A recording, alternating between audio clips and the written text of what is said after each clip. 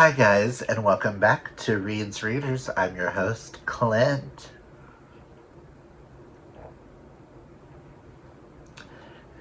I'm filming several videos in a day, so still drinking my tea.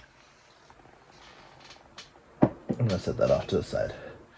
So as you see the title, whatever. As you see the title, I'm going to be doing a 25 priority books in 2025 queer edition. I have selected 10 sapphic books. I think they're all sapphic. 10 Mel Mel. At least I think they're all Mel Mel. If not, these are the books I'm going for. And 5 non-fictions. 3 of which you'll have seen from other lists, because I still haven't read them. Because non-fictions and things like that don't typically get read by me. Oh, well. But and I have my cart next to me to, take them and put them over there. So, let us get into this. I don't know a lot about each. I will tell you probably, a little bit. So, and with the sapphic books are the only ones that have repeat authors. I don't own a lot of sapphic, but there are a lot of sapphic that I would like to accomplish that I did not get to in 2024.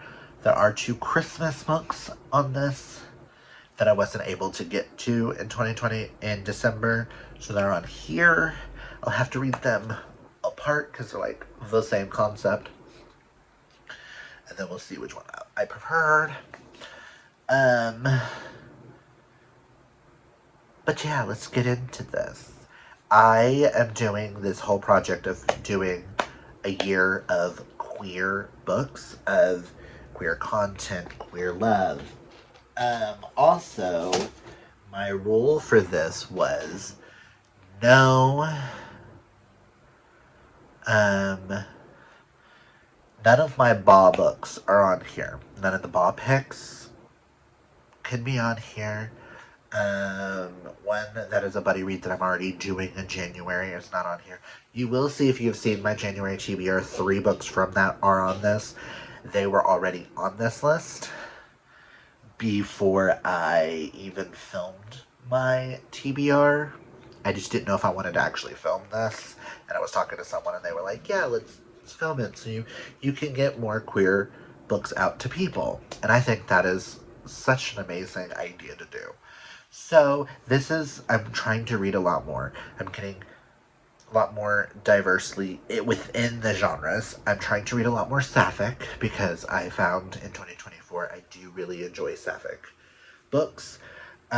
With Mel Mel, there's a variety of things in the Mel Mel version. I have a historical, we have some literary, we have vampires, we have hockey, we have dark, we have...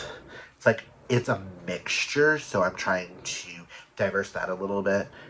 I do still need to read more diverse in nationalities.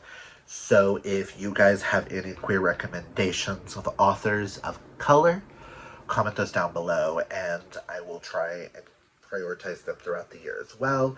I do realize that a lot that I do read does lean a little bit more white presenting, and that is just because it's really hard to find a lot of queer representation that isn't purely erotica by people of color. So, like I said, please give me all those recommendations down below. Okay, so let us get into this. Yeah, we're gonna start with the sapphic books. First, I have For Her Consideration by Amy Spalding. I am hoping to get to this fairly early on because I do know that as of right now, Alimacrate is still offering to purchase. It is still up to purchase books 2 and 3, and if I really enjoy this, I would like the other 2 in the matching editions. All I know is this has to do with, I think, an actor.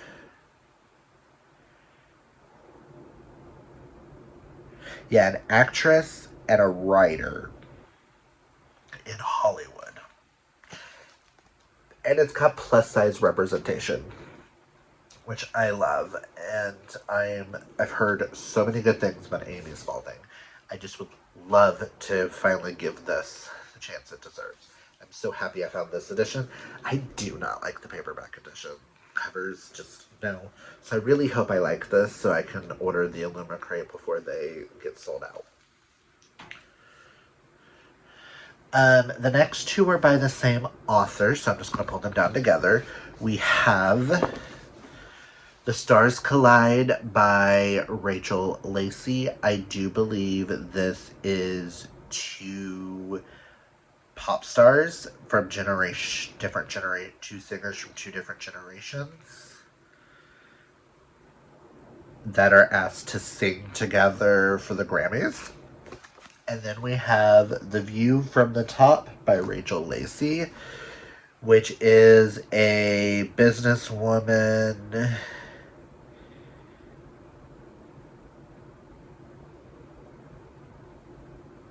and a CEO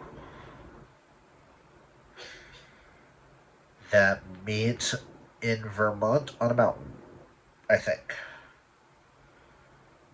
Oh no, an artist and a businesswoman that meet on a mountain as they're climbing. And I just loved that cover, and I love Rachel Lacey's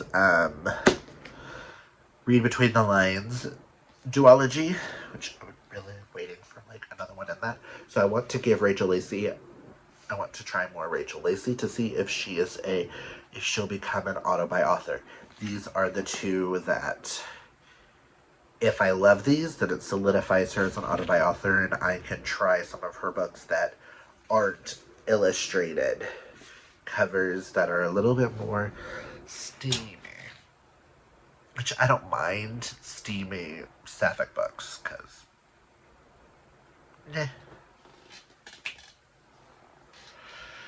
Next, we have The Lovers by Rebecca Fabian. All I know is this is a wedding planner and a tarot card reader. Am I right? Yes, a tarot card reader / mystic influencer and a wedding planner. That's all I need to know. Hooked, line, and sinker. The next two are by the same author, so we'll discuss them together, and that is Alison Cochrane. First we have Here We Go Again by Alison Cochrane, which is a road trip. Former best friends turned enemies. When they find out their beloved former English teacher has only a few months to live, they are forced to fulfill his last wish, which is a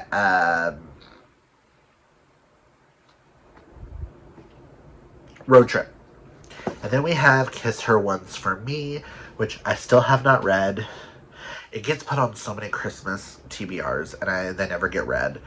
But I found out in 2024 that I don't mind reading Christmas books out of season. Sometimes you just need that warm, cozy.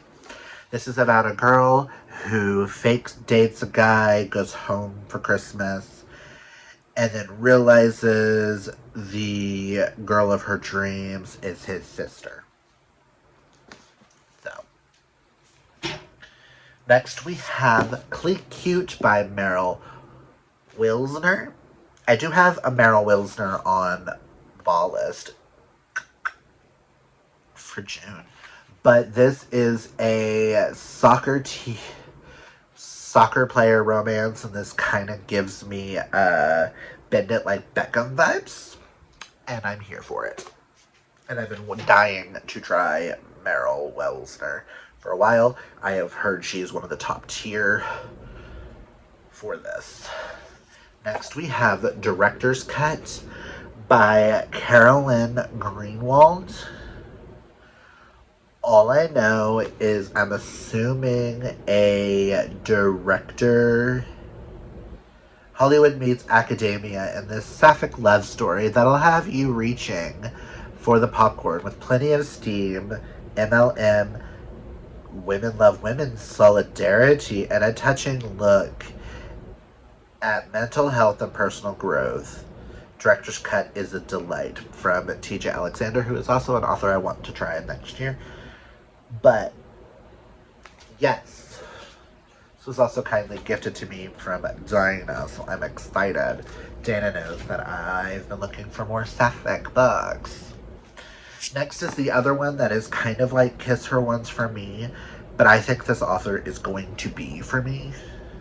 So I'm hoping to get to this January, February time, because I have those book 2 pre-ordered, and that is Make You Mine This Christmas by Lizzie Huxley Jones, and she kind of gives me Helena Greer and Courtney Kay vibes, and that is what I'm hoping. This is about a girl who fakes dates a guy, goes home,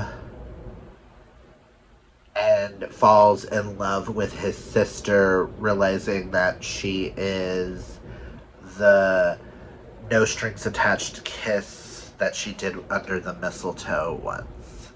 So I'm excited. And the last sapphic book, this one I don't know if qualifies, if it's mainly sapphic. It does kind of give me holiday trap vibes in the sense of gay guys and lesbians together. But that is Wild Things by Laura Kay, who is an author that has been recommended to me a lot. And I got this a while back off of, not Macari, where it starts with a P, I can't think of it right now.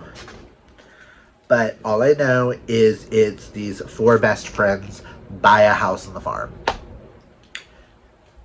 Gay guys like each other, the girls like each other, listen, buy a farm in the middle of nowhere, and they live their happy queer lives. And I had to have this on my list.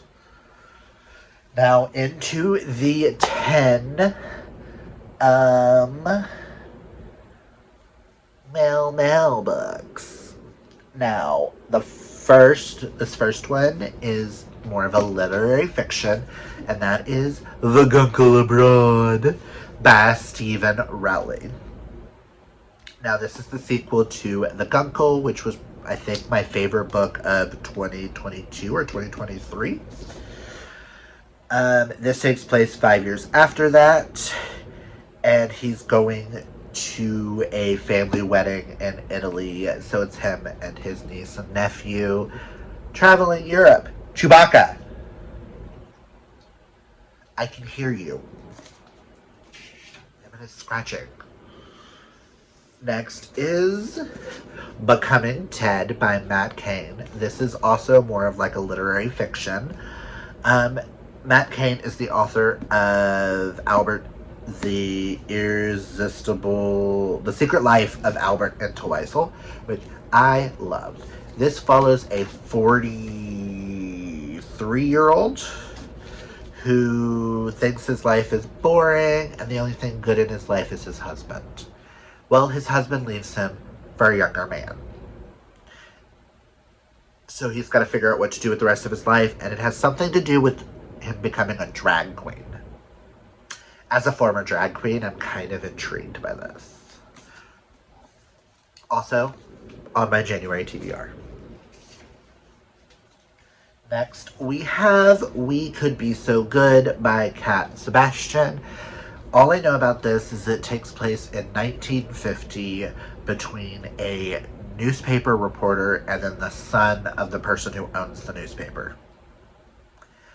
I don't do a lot of historical fiction, but Cat Sebastian is been told one of the best male queer authors of our time, and I feel like I actually need to give her a chance. Is her pronoun? Yes, she, her. Okay, I wanted to make sure it wasn't they, them. I'm also really interested in the sequel to this, which is a baseball and a reporter romance, so I'm excited. Plus that cover, something about it just screams it's going to be a 5-star. Obviously, I had to put this on here because this is one of my most one of my favorite authors back here. Edge of Control by M. Walker, aka Max Walker. And this is his first dark romance. All I know is this is a Stonewall detective and a serial killer. That's all I need to know. It's also on my January TBR too. Fine. Next we have... I'll turn this around to make more room. Next we have Nearly Wed by Nicholas D'Adonizio. I read The Gay Best Friend earlier in 2024, and loved it.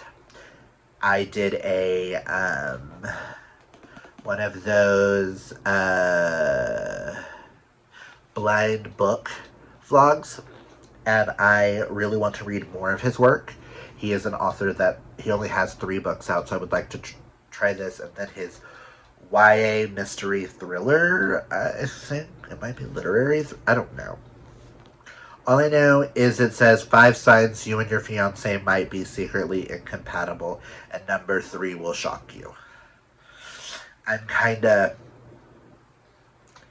Nicholas D'Adonizio, Matt Cain, and Stephen Rowley give me like Emily Henry vibes, if that tells you.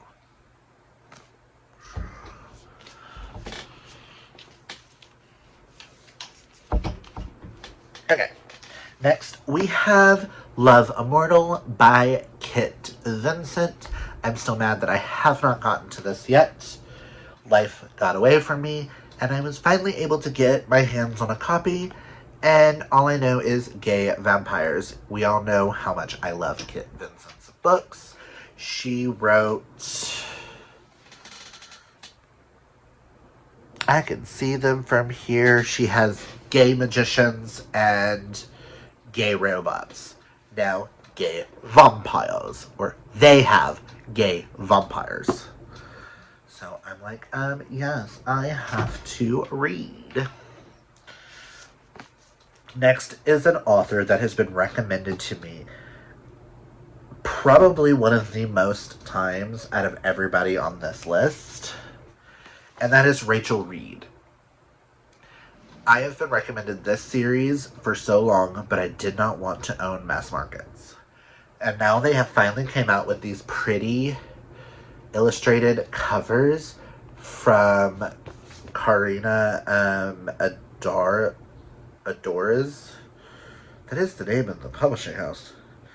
Karina Press, their Adoras set. All I know is gay hockey. And I've been told book 2 is one of the best Mel romances of all time. So I'm excited and yet scared.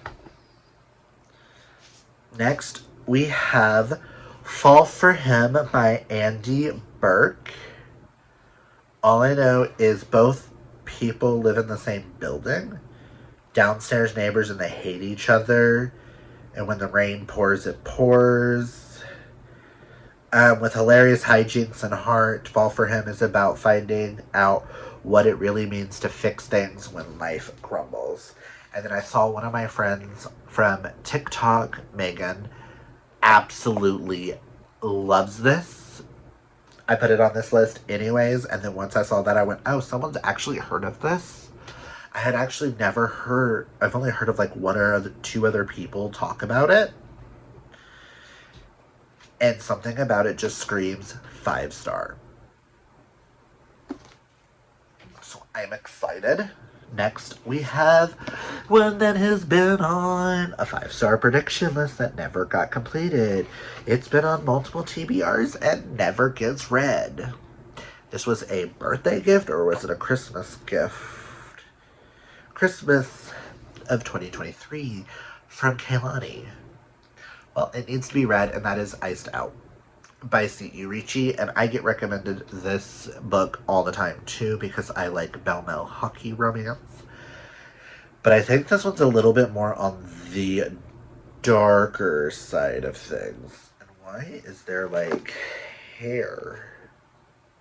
Like dog hair on the book. Sorry, guys. But all I know is this is, I think it's dark hockey and romance. I kind of want to go into it a little blind. I mean, playlist and everything. I'm excited. And the last of the Mel is, I had to put a Tal Bauer on here. And this one is on the most lists as one of the best romances. Do believe it's like single parent dad romance between two fathers. And that is You and Me by Tal Bauer. I do believe it's two dads whose sons are best friends. And it's the dads that fall in love. I have been recommended this I don't know how many times and told that it is going to ultimately destroy me in the best possible way. And I need to know. I need to know. Now, the last 5 we have 3 biographies and 3 autobiographies and 2 nonfictions. Now, do not look at me like that. These first 3 were on 2024's I Want to Read. I think they were also on 2023's lists. I just don't gravitate towards nonfiction, but I'm changing that this year, hopefully. First, we have Drag Queen of Scots by Lawrence Chaney, The Do's and Don'ts of a Drag Superstar. One of my favorite drag queens. My favorite UK winner. I'm obsessed with Lawrence Chaney and their comedy, and I cannot wait to read this. Yes, are all the biographies drag queens? Yes. We have Bimini Bon Boulash's A Drag Queen's Guide to Life, Release the Beast. Bimini is a fashion icon in Europe. They were on Drag Race UK. They were one of the runner-ups to Lawrence Chaney. And System Offender. I love them.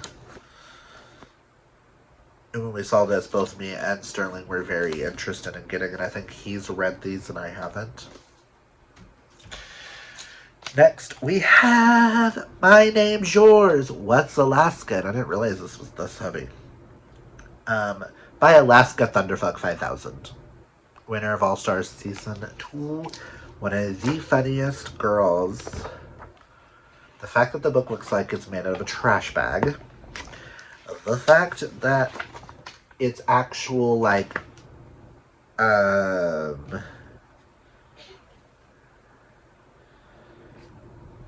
list for shows.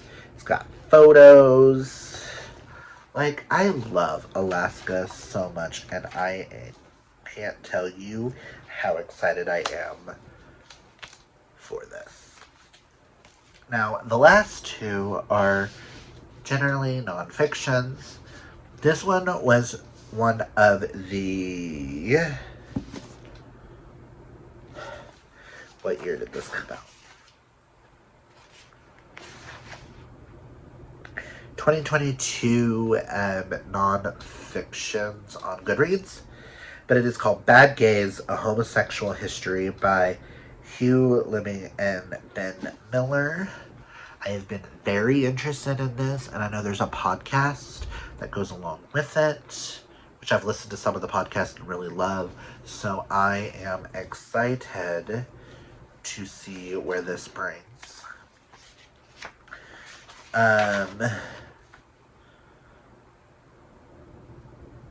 Basically, it's just...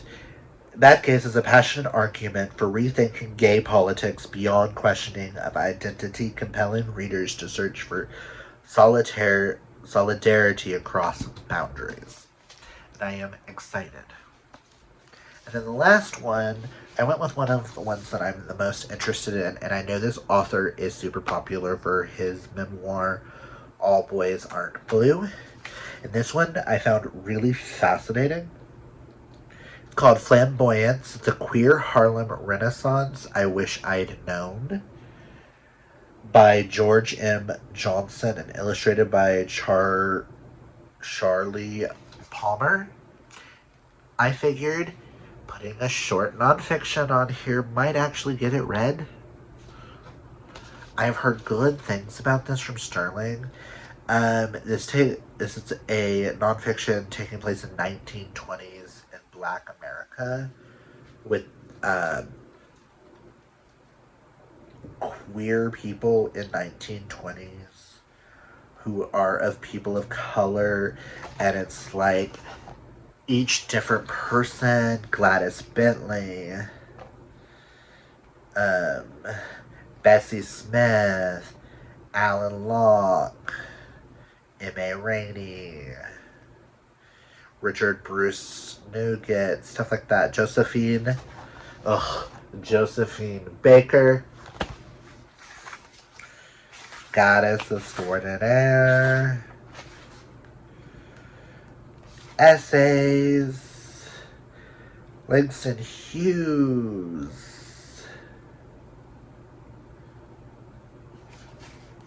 Now I have rent in my head. But yeah, I am super excited, so I'm hoping I get to this, and I'm hoping this helps to kick it off and get me to read more nonfictions.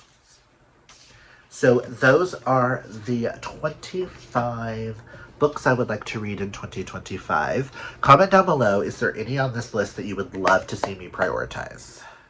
That you would love to see me get to more than anything? Are there any in here that you think I'm not going to like? Comment that down below too, and we will see if you're right. But that is all I've got for you guys. If you like this video, hit that thumbs up. If you're new, hit that subscribe. And remember, guys, embrace your inner rainbow. Take care of your mental health. Hydrate or mummify.